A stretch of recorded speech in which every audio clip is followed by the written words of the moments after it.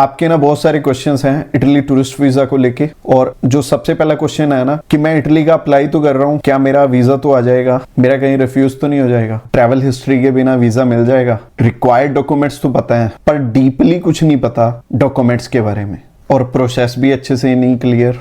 और एंड में मेरे इस टूरिस्ट वीजा को अप्लाई करने में ज्यादा खर्चा तो नहीं आएगा। तो जब हम वीजा अप्लाई करते हैं ना बहुत सारी कंफ्यूजन हो जाती है और एक छोटी सी गलती भी आपका वीजा रिफ्यूज करवा सकती है। पर आज मैं ट्राई करूंगा इस वीडियो में आपके सारे डाउट्स तो क्लियर हो ही जाएं, प्लस टूरिस्ट वीजा की सच्चाई भी आपको पता लग जाए और कम कॉस्टिंग में पहली बार में ही आपका वीजा सक्सेसफुली आ जाए। और ये वीडियो ना सबके लिए नहीं है, ये वीडियो सिर्फ उनके लिए है जो कि जेन्युइनली अपना अप्लाई करके वीजा लेना चाहते हैं और समझना चाहते हैं डीपली सारी चीजें। ऊपर ऊपर से तो हमें बहुत सारी चीजें पता होती हैं क्योंकि आजकल रील का जमाना है। इटली के ना हम अभी तक बहुत सारे केसेस अप्रूव करवा चुके हैं। तो अगर आप इटली का टूरिस्ट वीजा अप्लाई करना चाहते हो और इसके अलावा आप अगर हमें कॉल करना चाहते हो तो कॉल भी कर सकते हो। तो मेरा नाम है रमन, आप देख रहे हैं ग्रैब माई वीजा। तो चलिए अभी इस वीडियो को स्टार्ट करते हैं।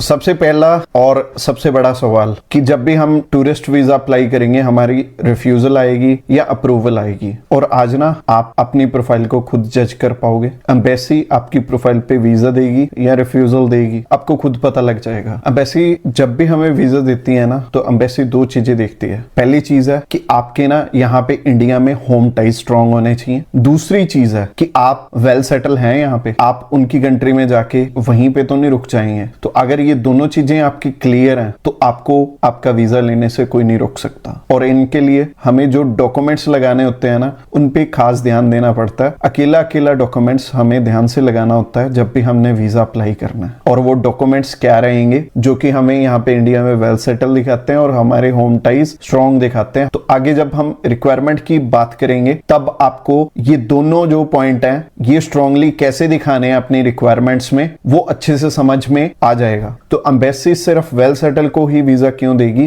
क्योंकि हमारे इंडिया की ना इकोनॉमी बहुत वीक है। अगर यहाँ से 100 जने बाहर जाते हैं ना तो उसमें से 80% वहीं पे रुक जाते हैं। तो जेन्युइन जो ट्रेवलर है ना वो 20% ही है और 20 से तो वैसे और कम होंगे। और एक और बात जो कि बहुत सिंपल है बट मैं क्लियर करनी चाहूंगा कि एम्बेसी में ना सिर्फ आपके डॉक्यूमेंट्स जाने हैं। वो डॉक्यूमेंट्स अगर स्ट्रॉन्ग है तो आपका वीजा आ जाएगा, अगर वो डॉक्यूमेंट स्ट्रॉन्ग नहीं है तो आपका बट ऑब्वियस सी बात है कि एम्बेसी वाले रिफ्यूज ही करेंगे। और आज की वीडियो में मैं जो रिक्वायरमेंट बताने वाला हूं ना वो बिल्कुल ध्यान से समझ लेना क्योंकि इतनी इंफॉर्मेटिव वीडियो आपको इंटरनेट पे नहीं मिलेगी। आज मैं आपको सारे पॉइंट्स बिल्कुल इजी वर्डिंग में समझाने वाला हूं। और मैंने देखा है कि जो YouTube पे ज्यादातर वीडियोस है ना वो कंफ्यूजन से भरी हैं। आप वीडियो को देखते हो आपको क्लैरिटी कोई नहीं मिलती है, पर हाँ इतना पता लग जाता है कि ये पर्सन ना बाहर जाने में हेल्प करता है और आप उन्हें कॉल करते हो तो वो ठीक है हो जाएगा करके आपका अप्लाई कर देते हैं। रिक्वायरमेंट तो समझाई नहीं ढंग से तो इसीलिए तो वीजे रिफ्यूज होते हैं। तो आज जो इंफॉर्मेशन आपको मिल रही है ना ये आपको कोई नहीं देने वाला। लोगों का ना बहुत बुरा हाल है, लोग ना 5-5, 6-6, 7-7 कोई तो 10 बार भी रिफ्यूज हुआ होता है। अलग अलग लोगों से रिफ्यूज हुए होते हैं बट उनके जो रिक्वायर्ड डॉक्यूमेंट की लिस्ट है ना वो अच्छे से पूरी नहीं होती।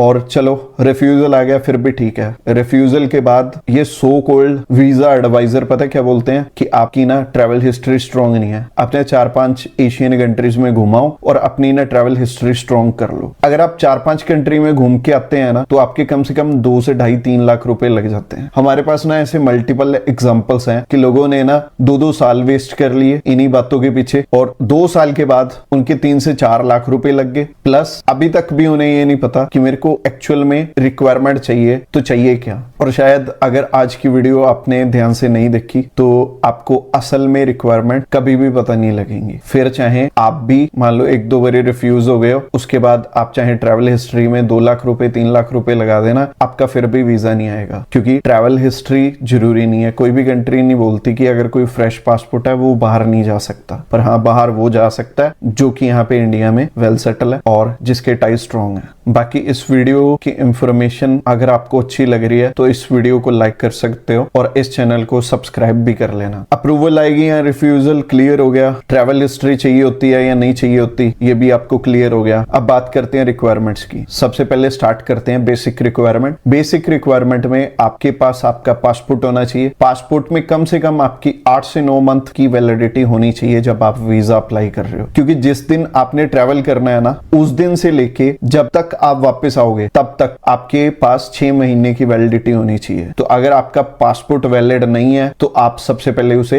रिन्यू करवाओ। दूसरा बेसिक डॉक्यूमेंट है, आपको पासपोर्ट साइज फोटोग्राफ चाहिए होती है 35 बाई 45 की। तो अब बात करते हैं कैसे इंडिया में आपने अपने आप को वेल सेटल दिखाना है और इसके लिए आपको डॉक्यूमेंट्स क्या क्या चाहिए। तो वेल सेटल यहाँ पे वही होगा कि जिसके पास की पैसे हैं, कि अकाउंट में ठीक ठाक बैलेंस है। हाँ, बैंक बैलेंस अगर मान लो आपका थोड़ा लो है, आपके पास 3-3.5 लाख रुपए हैं तो वो चलेगा, पर सिर्फ आप 3-3.5 लाख रुपए में अपना 7 दिन का ट्रिप ही शो कर पाओगे। और अगर मान लो आप 1 या 1.5 या 2 मंथ के लिए जाना चाहते हो तो आपको अकॉर्डिंगली बैंक बैलेंस ज्यादा चाहिए होगा। और अगर आप वाइफ और बच्चे के साथ ट्रेवल करना चाहते हो तो बैंक बैलेंस जो है आपको कम से कम 5 से 6 लाख रुपए दिखाना पड़ेगा फॉर 7 डेज ट्रिप। और अगर ट्रिप ज्यादा है तो आपको ज्यादा बैंक बैलेंस की रिक्वायरमेंट होगी। आप फैमिली के साथ ट्रैवल कर रहे हैं, 6 लाख रुपए पड़े हैं तो आपका शायद फिर भी वीजा ना आए, क्योंकि ये पैसे आ कहां से रहे हैं वो भी शो करना जरूरी है, यानी कि आप काम क्या करते हो। तो अगर आप जॉब करते हो तो आपको एनओसी सैलरी स्लिप्स की जरूरत है, आपके ऑक्यूपेशन के डॉक्यूमेंट ये दोनों बनेंगे। बाकी इसके अलावा अगर आप बिजनेस कर रहे हो, आपके पास एमएसएमई है, आपके पास शॉप एक्ट है या फिर पार्टनरशिप डीड है, और अगर आपकी प्राइवेट लिमिटेड कंपनी है तो वो भी चलेगी। और बिजनेस वालों के लिए जिसका 20 लाख से ऊपर का ईयरली टर्नओवर है उनके लिए जीएसटी भी मैंडेटरी है। पर हाँ, 20 लाख से अगर कम की आपकी मंथली टर्नओवर है तो आपका चल जाएगा बिना जीएसटी के। अब पहली चीज हो गई बैंक बैलेंस। बैंक बैलेंस आपके पास मान लो 5 लाख रुपए है। दूसरी चीज हो गई, आप जॉब कर रहे हो, आपको हर मंथ बैंक अकाउंट में सैलरी आ रही है, तो ये चीज क्लियर हो गई कि आपके ऑक्यूपेशन से ही पैसे आ रहे हैं। तो ऐसे पर्सन का वीजा कभी भी नहीं रुकेगा, उसका वीजा आ जाएगा। तीसरी चीज और चाहिए, आपके आईटीआर्स उतने ही होने चाहिए जितनी हमारी हर मंथ इनकम आ रही है। ऐसे नहीं होना चाहिए कि आप 50,000 कमा रहे हैं, आप जो आईटीआर है वो 7 लाख की भर रहे हो, या फिर आप ज्यादा पैसे कमा रहे हो और अपनी आईटीआर कम शो कर रहे हो। ये दोनों ही चीजें रिस्की हो जाएंगी। बाकी ये 3 ही डॉक्यूमेंट्स थे जो आपको यहाँ पे वेल सेटल दिखाते हैं, और ये अच्छे से अगर आपने शो कर दिए तो आपको आपका वीजा लेने से कोई नहीं रोक सकता। अब मैंने इस वीडियो में बता तो दिया है, पर अभी भी अगर समझ में नहीं आया तो कोई बात नहीं, अगले डॉक्यूमेंट समझो, उसके बाद मैं आपको बताता हूं कि आपने आगे क्या करना है। अगले डॉक्यूमेंट्स हैं अपने होम टाइज स्ट्रॉन्ग दिखाने के। तो होम टाइज स्ट्रॉन्ग उसी के होते हैं जिसका कि यहाँ पे मान लो मैरिज हो रखी है और मैरिज सर्टिफिकेट है, और अगर मैरिज सर्टिफिकेट नहीं है तो आपके पासपोर्ट पे अगर आपके स्पाउस का नेम है तो वो भी चलेगा। इसके अलावा आपके अगर बच्चे हैं तो बच्चों का बर्थ सर्टिफिकेट भी चलेगा। ये दोनों चीजें सिर्फ मैरिड पर्सन को चाहिए होंगी। ज्यादातर शेनेगन कंट्रीज में आपको प्रॉपर्टी वैल्यूएशन की जरूरत नहीं है। अगर आप बनवा भी लेते हो तो वीएफएस वाले आपको वापस कर देते हैं। तो इसके बाद आगे एम्बेसी की भी कुछ एक रिक्वायरमेंट होगी कि वो सारी चीजें भी होने चाहिए। और एम्बेसी की पहली रिक्वायरमेंट है आपका visa application form, covering letter, itinerary, hotel booking, air ticket booking और ट्रैवल इंश्योरेंस। और इसमें जो वीजा एप्लीकेशन फॉर्म है, बहुत सारे लोग खुद अप्लाई करने का तो सोचते हैं, गलत एप्लीकेशन फॉर्म फिल करके एम्बेसी में चले जाते हैं। तो असल में ये सिस्टम क्या है कि ये time to time application form change करते रहते हैं। तो अगर आप गलत एप्लीकेशन फॉर्म फिल करके एम्बेसी में चले गए तो वो आपसे 8 से 10,000 रुपए वहीं पे खड़े खड़े ही ले लेंगे और जल्दबाजी में आपको सब कुछ फिल करके देंगे। तो आपको स्ट्रेटेजी बनाने का कोई मौका नहीं मिलेगा। तो इस चीज का ध्यान रखना है कि आपका जो एप्लीकेशन फॉर्म है वो बिल्कुल लेटेस्ट वर्जन का ही होना चाहिए। और जो कवर लेटर है वो भी इंपॉर्टेंट डॉक्यूमेंट होता है, क्योंकि हम एम्बेसी में खुद नहीं जा रहे, हमारे डॉक्यूमेंट से ही जा रहे हैं। तो हमारा जो कवर लेटर है वो बहुत अच्छे से हमारी सारी प्रोफाइल को एक्सप्लेन कर रहा हो। आइटनरी आपको डे टू डे देनी पड़ेगी। बाकी जितने दिन की आपकी आइटनरी है उसी हिसाब से आपकी ट्रैवल इंश्योरेंस, उसी हिसाब से होटल बुकिंग और एयर टिकट भी लगेगी। और जॉब में मैंने जो चीज बताई है वो गवर्नमेंट जॉब वालों को भी चाहिए और प्राइवेट जॉब वालों को भी चाहिए। और मैंने 2 ही ऑक्यूपेशन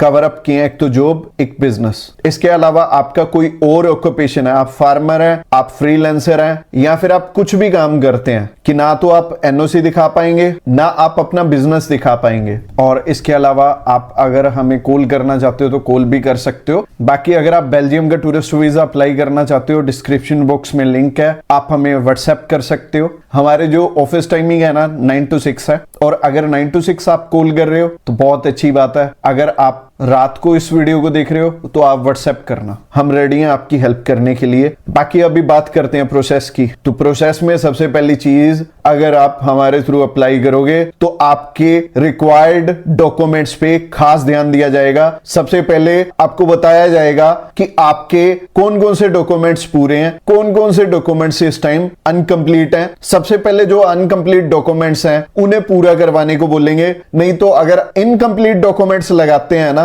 तो हमारे जो चांसेस हैं वीजा के वो कई बार कम हो जाते हैं। हमने एक और चीज नोट की है कि शेनेगन में बहुत सारी कंट्रीज हैं जिनमें की लेबर शॉर्टेज चल रही होती है, तो वो जानबूझ के ना टूरिस्ट वीजा ओपन कर देते हैं अपनी एक जो लेबर शॉर्टेज है उसे पूरा करने के लिए। तो उस टाइम पे ना बहुत सारे लोगों के टूरिस्ट वीजा लगते हैं। 29 कंट्रियां है ना, 29 में से कोई ना कोई कंट्री अच्छी चल रही होती है किसी भी टाइम पर। ये सेकेंडरी चीज हो गई, ये तो तुक्का हो गया। पर मैं फिर भी आपको इंसिस्ट करता हूं कि आप अपने प्लीज रिक्वायरमेंट पूरे कर लेना। मैं और वीजा एडवाइजर्स की तरह नहीं हूं कि आपको अच्छे से आपके डॉक्यूमेंट्स नहीं बताऊंगा। मैं सबसे पहले आपको आपके जो रिक्वायर्ड डॉक्यूमेंट्स हैं वो ध्यान से समझाऊंगा। आपने क्या काम करना है, आपने वो सारे डॉक्यूमेंट्स पूरे जरूर कर लेने।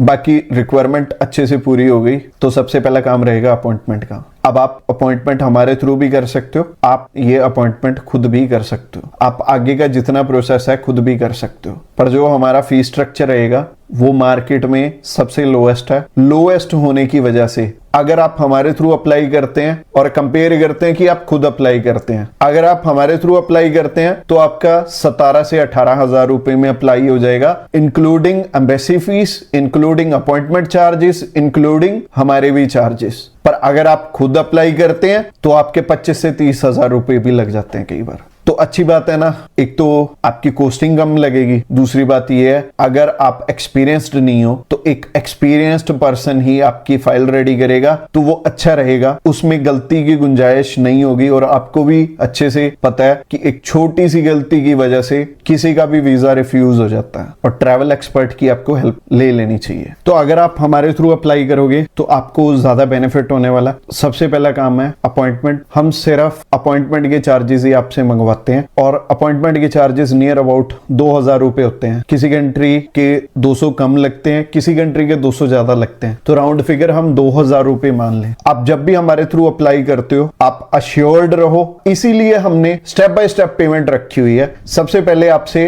VFS चार्जेस मंगवाएंगे और आप 2000, 1800 या 1600 रुपए का तो हमारे ऊपर ट्रस्ट कर सकते हो, और इतने कम कोस्टिंग लेके हम आपकी कहां जाएंगे। तो आपने सबसे पहले अपने अपॉइंटमेंट चार्जेस डालने हैं, अपना पासपोर्ट भेजना है, अपनी अपॉइंटमेंट करवा लेनी है। उसके बाद हमारी टीम को जो जो आपके डॉक्यूमेंट्स चाहिए होंगे वो सारी हमारी टीम आपसे मंगवा लेगी। सबसे पहले आपका air ticket, travel insurance, hotel booking होगा, और उसी तरीके से आपका कवर लेटर में जो जो डेट्स डलेंगी उसी हिसाब से air ticket, travel insurance, hotel booking आपकी पहले प्रिपेयर करनी पड़ेगी। प्रिपेयर करने से पहले आपने हमारी चार्जेस डालने हैं। हमारे चार्जेस ना आपके लिए स्पेशल प्राइस है जो कि 8000 रुपए है विद GST। हमारा प्राइस ना 6777 है सिर्फ आपके लिए, बट हमारा जो ओरिजिनल प्राइस है ना वो 15000 रुपए है। पर आप सभी के लिए, हमारे YouTube सब्सक्राइबर्स के लिए मैंने स्पेशल प्राइस रखा हुआ है। आपको ना ये कोस्टिंग खुद अप्लाई करने से भी कम पड़े, और सिर्फ आपका अप्लाई ना हो, आपको मैं अच्छी सलाह दे पाऊं और अच्छे से आपका सारा प्रोसेस हो पाए। तो हम थे, आपने इस टाइम पे 8000 में से 4000 हमें डालने हैं, और हमने आपके सारे डॉक्यूमेंट्स बना देने हैं। और जब ये डॉक्यूमेंट डॉक्यूमेंट्स बन जाएंगे, 4000 आपने और डालने हैं और हमने क्या करना है, हमने आपको सारे के सारे डॉक्यूमेंट भेज देने हैं। अब ये 8000 रुपए विद जीएसटी है। अगर विदाउट जीएसटी देखें तो 6777 है। 6777 में आपको क्या क्या चीजें मिल रही हैं? आपको एयर टिकट मिल रही है जो कि आप अगर खुद भी करोगे ना तो $25 की होगी, नियर अबाउट 2200 रुपए आपके लगेंगे। इसके अलावा ट्रैवल इंश्योरेंस भी तो करोगे। अगर आप ट्रैवल इंश्योरेंस करते हो तो 1500 रुपए की ट्रैवल इंश्योरेंस होती है, वो भी इंक्लूडेड है इसी में। इसके अलावा होटल बुकिंग, पेड प्रॉपर्टी होती है, उसमें क्रेडिट कार्ड लगता है, वो भी हम करके देंगे। और अगर हम टोटल करें ना तो 3700 रुपए सिर्फ इसी चीज के बन जाते हैं। और आप भी सोच सकते हो कि हमारा मार्जिन कितना कम है और इतने कम मार्जिन पे हम ऑपरेट कैसे कर रहे हैं, ये भी आप चीज सोच रहे होगे। देखो, जो आपसे ज्यादा पैसे ले रहे हैं ना, जो मान लो 50,000 ले रहे हैं या 1 लाख ले रहे हैं, आपको ये लगता होगा कि वो अच्छे से आपका काम करके देंगे, बट नहीं, उन्होंने अपना 50,000 या 1 लाख रुपया बना लिया। बट हाँ, अगर हमारी बात करें ना, अगर हमने मार्केट में सरवाइव करना है तो हमें रिजल्ट ओरिएंटेड बन के चलना पड़ेगा। हमें आपका वीजा लाके देना पड़ेगा और वीजा लेने के लिए आपकी रिक्वायरमेंट अच्छे से पूरी करवानी पड़ेगी। और हमने ये चीज पॉसिबल की भी है मार्केट में, शायद इसीलिए हम सरवाइव कर पाए हैं अभी तक। पिछले 8 साल से मैं इसी फील्ड में हूं और आप हमारे अब तक के जितने भी वीजास लगे हैं वो इंस्टाग्राम पे भी चेकआउट कर सकते हो। तो होता क्या है, जब भी किसी का वीजा लगता है, कम पैसे में लगता है, तो वो ना आगे रेफरेंसेस देता है, प्लस अपने फैमिली मेंबर्स के लिए वो हमें बेझिझक चुन सकता है, किसी को भी हमारा नंबर शेयर कर सकता है। और मैं यही चाहता हूं कि आपके साथ हम लाइफ लॉन्ग पार्टनरशिप करें। और आज अगर मान लो आप शेनेगन किसी भी कंट्री में जा रहे हो, कल आपको कनाडा में ट्रैवल करना है और उससे 10 साल बाद आपने यूएसए में ट्रैवल करना है या किसी भी कंट्री में आपने कहीं से भी ट्रैवल करना है, मैं आपकी मदद कर दूंगा। हमारे जो क्लाइंट्स हैं ना, हमसे ऑनलाइन सर्विसेज लेते हैं और हमारे जो क्लाइंट हैं ना सिर्फ इंडिया से हैं, बल्कि बहुत सारे इंडियंस जो दुबई में रहते हैं, कुवैत में रहते हैं, कतर में रहते हैं, वो भी हमारे क्लाइंट्स हैं। तो अच्छा रहेगा अगर आप जो टूरिस्ट वीजा है ये अप्लाई करने से पहले हमें एक बारी कॉल कर लो। और आई होप कि आपके सारे क्वेश्चन के आंसर मैं दे पाया हूं। और इस वीडियो को लाइक जरूर कर देना अगर ये वीडियो की इंफॉर्मेशन अच्छी लगी है। इस चैनल को सब्सक्राइब कर लेना और अगर आपका कोई करीबी बाहर जाना चाहता है तो उसके साथ ये वीडियो शेयर भी कर देना, उसकी भी हेल्प होनी चाहिए। इसके अलावा मैंने पहले भी जिक्र किया था, grab my visa x channel है, उसका लिंक आपको दिख रहा होगा। और grab my visa x channel पे हम सारी की सारी अपनी जो सक्सेस स्टोरीज हैं वो भी डालते हैं और वो आपने जरूर से चेकआउट करनी है।